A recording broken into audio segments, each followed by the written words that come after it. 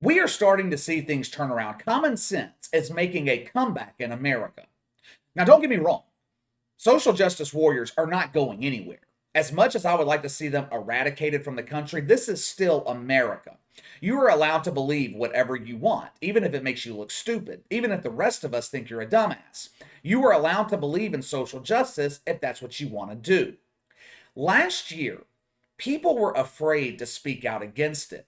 If you listened to the mainstream media last year and you didn't know any better, you would think that the entire country believed America was racist. White people are evil. There's no equality. When the reality is, only 8% of Americans identify with social justice policies. I have two stories that I'm going to share with you today. And 12 months ago, neither one of these stories would have happened. People would have been too afraid of the backlash. They would have been afraid of the media. I saw a poll yesterday. 14% of Americans believe what they see in the mainstream media. 14%. I would imagine half of that number are social justice warriors. I think this is the reason more and more people are getting their news from YouTubers instead of the media. I had someone email me the other day, longtime viewer. I had made a mistake in the video I posted on Kyle Rittenhouse. I think I had his age wrong or the race of the people he killed wrong. I can't remember. I might have even had both of them wrong. I don't know.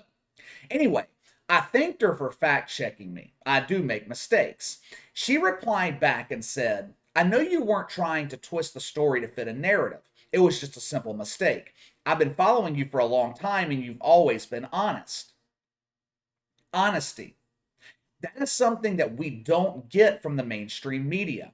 I am going to make mistakes. I am going to screw up, get things wrong. But one thing you can always count on, I'm always going to give you my honest perspective and the truth. We don't get that from the media.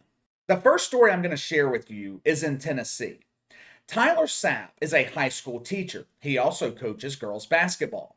For 5 years, he has coached the Van Buren County High School Eaglets, a school that needs to shorten their damn name and change the mascot. What the hell is an eaglet?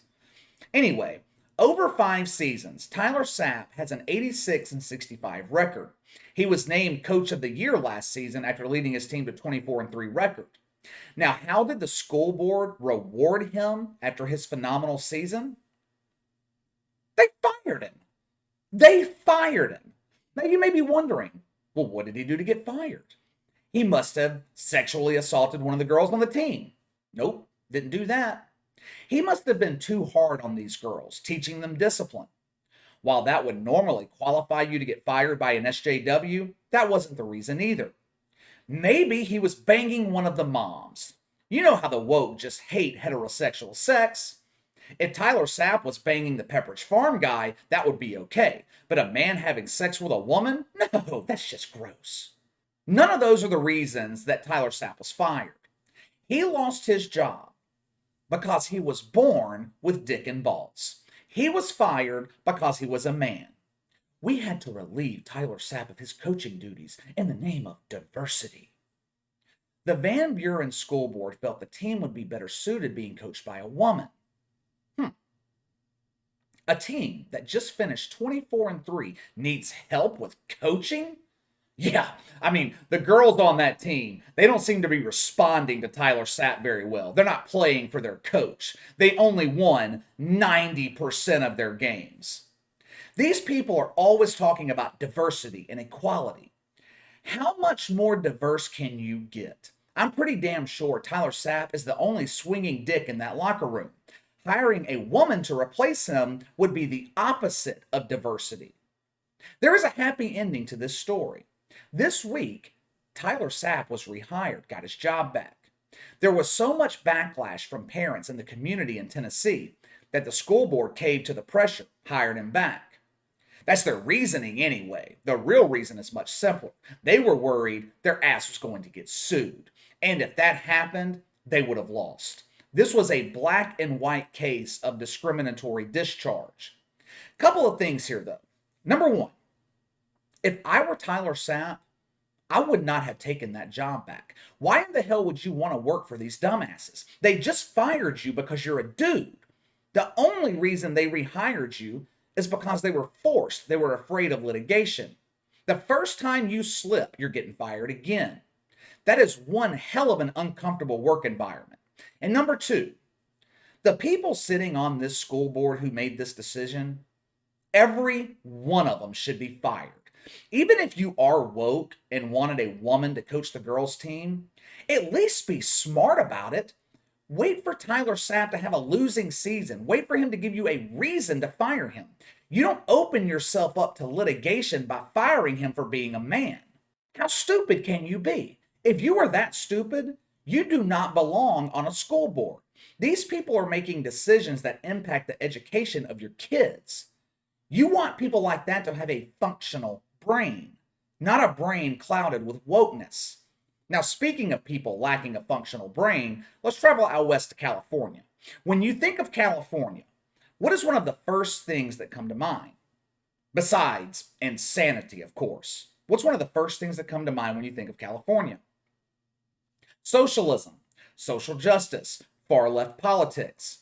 Anytime a political decision is made in California, it's usually going to fall way to the left. James Moore is a professor at USC.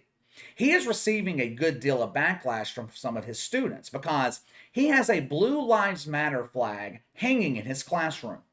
James Moore is supportive of the police, something that is rare in California. Supporting homeless people, common. Supporting stupidity, common. Supporting police in California, rare. Naturally, many of James Moore's students are offended by this flag. Only Black lives matter. How dare you say the lives of cops matter? James Moore was on Fox and Friends yesterday morning, and he explained why he continues to hang this flag even though he's getting backlash.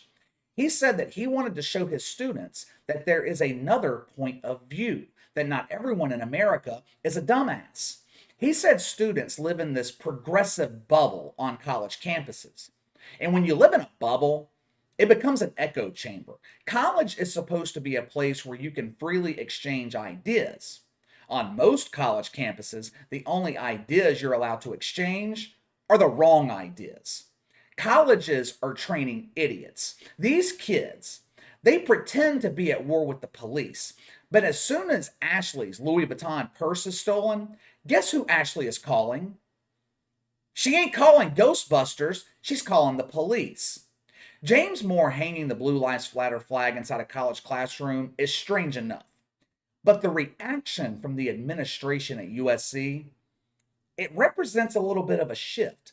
Check out this statement from the administration. Quote, "The university does not have a policy that limits the display of materials in spaces like this, though we are looking at whether it is needed. As part of the university's commitment to academic freedom, a faculty member can express his or her individual beliefs and viewpoints on a wide variety of topics, even controversial issues, but they do not speak on behalf of a school or the broader university," end quote.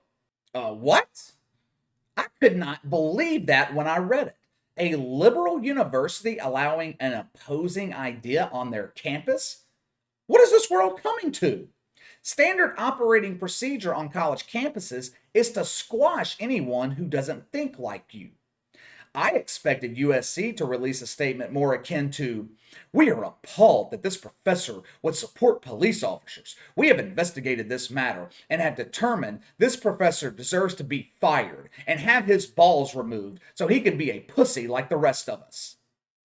Now we will see how long this Blue Lives Matter flag remains in James Moore's classroom. Did you notice the first sentence in USC's statement? We don't have a policy that limits displays like this, but we are looking into whether that policy is needed. Translation? We are figuring out a way to get this flag removed without having to silence the social justice warriors at the same time. All right, let me know what you guys think about both of these stories. Sound off in the comments below. Make sure to like and subscribe, click the notification bell to receive all notifications from the channel. Best way to contact me is by email at btlkc84@gmail.com, KC_BTL84 on Twitter. I'll see you guys tomorrow.